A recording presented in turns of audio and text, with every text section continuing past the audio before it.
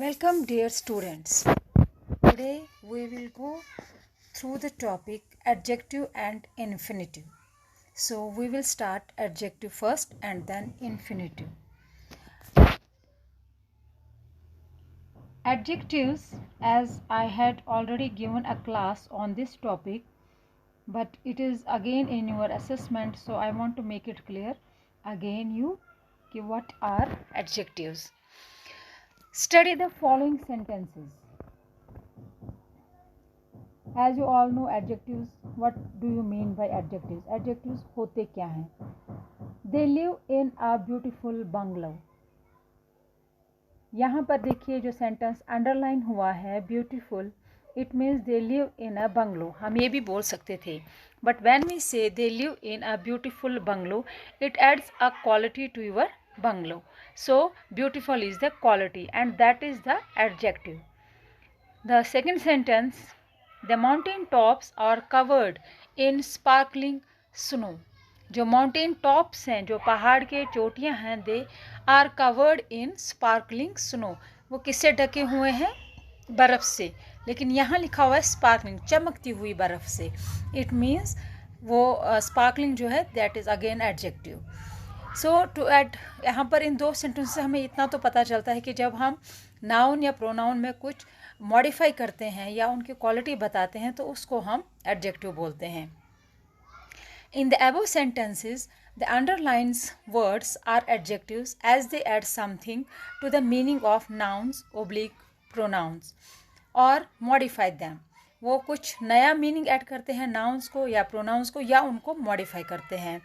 So adjectives are words that describes or modify other words. इसलिए adjective जो है वो words होते हैं जो describe करते हैं या modify करते हैं दूसरे अल्फाजों को, like small, blue and sharp etc. Because adjectives are used to identify or quantify individual people and unique things. क्योंकि adjective जो हैं वो किस लिए होते हैं? आइडेंटिफाई के लिए या क्वांटिफाई करने के लिए किसी इंडिविजुअल पीपल को या यूनिक चीज़ को. They are usually positioned before the noun और प्रोनाउन दैट दे मॉडिफाई. और एडजेक्टिव्स हमेशा कहाँ पर होते हैं? या वो नाउन से पहले होंगे या प्रोनाउन से पहले यूज़ होंगे. Some sentences contain multiple adjectives. कुछ सेंटेंसेस में मल्टीपल एडजेक्टिव्स होते हैं, जैसे कि since it is hot, it is a hot day. Lisa is wearing a sleeveless shirt. ये देखिए यहाँ पर दो एडजेक्टिव्स यूज हुए हैं. One is hot. Since it is a day, day तो है बट कैसा है? हॉट है, गर्म है. इसलिए Lisa is wearing a sleeveless shirt.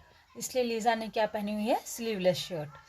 On her birthday Brenda received an antique vase filled with fragrant flowers. Antique is itself an adjective. Vase जो है वो हमारा नाउन आ गया, वेस हो गया गमला. एंड फ्रेगरेंट फ्लावर, फ्रेगरेंट होगी खुशबू, खुशबूदार फूल.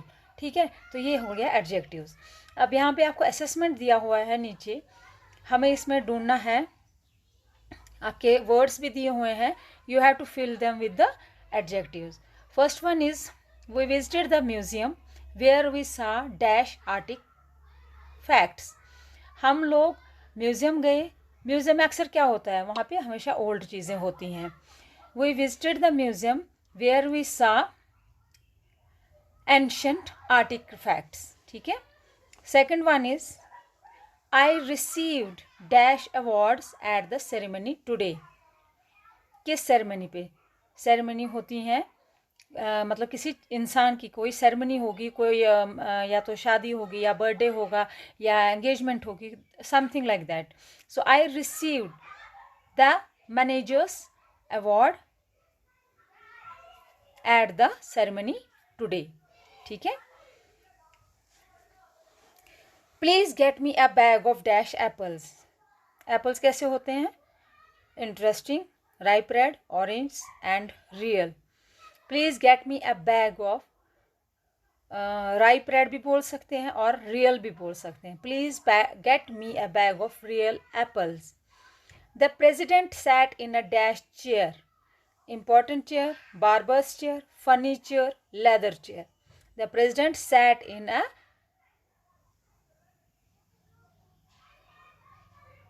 important chair. Dash, weather is the norm in San Francisco. Blue, for big, foggy, the best. The best weather is the norm in San Francisco. ठीक है, या आप लिख सकते हैं foggy. It is up to कि आप इसमें कौन सा इसमें आपको ठीक लगेगा. ठीक है, blue weather is the norm in San Francisco. Foggy weather is the norm in San Francisco, or the best weather is the norm in San Francisco. So this is the adjectives. और इन अगर इसके etcetera अगर इसके बजाय आप ऐसे direct adjectives भी पढ़ लेंगे तो आपको पता ही है कि जो भी चीज़ हमें क्वालिटी बताए, जो भी वर्ड हमें नाउन या प्रोनाउन की क्वालिटी बताए या उसको मॉडिफाई करें, उसको हम एडजेक्टिव्स बोलते हैं. Now comes the turn of infinitive. Infinitive बहुत ही ईजी है, बहुत ही आसान है, बस just a little understanding needs to understand it. जैसे I desire to study alone. मेरी ख्वाहिश है कि मैं अकेले पढूं. आई डिज़ायर, मैं चाहता हूं कि मैं अकेले पढूं. Here the verb is desire. यहाँ पे डिज़ायर क्या है? चाहत. मैं चाहता हूँ, तो that is verb. And to study is the infinitive. और जो पढ़ना है कि मैं पढ़ना चाहता हूँ, that is infinitive. To study is the direct object of desire, hence it is the receiver of the action of the verb. Here the infinitive functions as a noun. यहाँ पर जो इन्फिनिटिव है वो कैसे फंक्शन करता है? Noun की तरफ. ठीक है. Now we can only extend our conversation if we have something in common to share. We can only extend our conversation, ये सेंटेंस है. वी कैन ओनली एक्सटेंड, हम अपनी बातचीत तभी बढ़ा सकते हैं if we have something in common, अगर हम दोनों के बीच में कोई कॉमन चीज़ होगी. टू शेयर, यहाँ पर देखिए, it tells more information about the noun conversation. Here conversation can only be extended if there is something common to share. Here the infinitive to share functions as an adjective. अब देखिए, an infinitive is a verbal consisting of to plus a verb, and it acts like a subject, direct object, subject, complement or adjective or adverb in the sentence.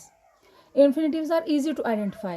एक sentence में आप infinitive को आसानी से identify कर सकते हैं because they are written with to plus a verb. और जहाँ पर भी आप देखेंगे to के साथ जो भी verb use होगा वहाँ पे वो हमारा infinitive होगा. For example, to give, to run, to wait, etc. Although an infinitive is easy to locate because of the to plus verb form, deciding what function it has in a sentence can sometimes be confusing. Keep in mind that though infinitives are verbs, they function differently from verbs, and instead they act as noun, adjective or adverb. ठीक है. अब देखिए, यहाँ पर हमारे को कुछ assessment दिया है. यहाँ पे आपको इन्फिनिटिव यूज़ करने हैं या जेरेंड. आपको मैंने पहले भी टॉपिक पढ़ाया था जेरेंड. तो इस तरह इन दोनों को मिलाकर हमें सेंटेंस बनाना है, ठीक बनाना है. ठीक है. He bought some flowers to give और giving to his wife. He bought some flowers, उसने कुछ फूल लाए. Giving to his wife, no, this is not right. To give to his wife. I will lock the door to prevent और preventing thief. मैं दरवाज़ा बंद करूँगा. तो प्रिवेंटिंग, चोरों मतलब चोर आ रहे हैं, नहीं. टू प्रिवेंट थेफ्ट, ताकि चोरी ना हो. ठीक है. और I will lock the door to prevent theft, और I will lock the door preventing theft. No, I will lock the door to prevent theft. ठीक है. आई लाइक टू राइट और writing in English. I like writing in English. This is also right, but you have to write, I like to write in English. Everyone wanted to go or going. यहाँ पे to go. This is the best time to practice. This is the best time practicing. No, this is the best time to practice. अगर practicing लिखना था तो यहाँ पर this is the best time for practicing आता. I have some jeans to wash or washing. I have some jeans to wash. His ambition is to fly or flying. His ambition is to fly. What is essential? To maintain or maintaining a healthy diet. What is essential? Is maintaining a healthy diet. No, is to maintain a healthy diet. We must carefully observe to understand or understanding. We must carefully observe to understand. I can't wait to see. I can't wait to see. Okay, so these are the infinitives and adjectives. So we conclude these both adjectives and infinitives. Go through both of these, go through them, and try to learn them. If there is any problem, you can send a message on our WhatsApp group. So thanks for watching. Stay home, stay safe.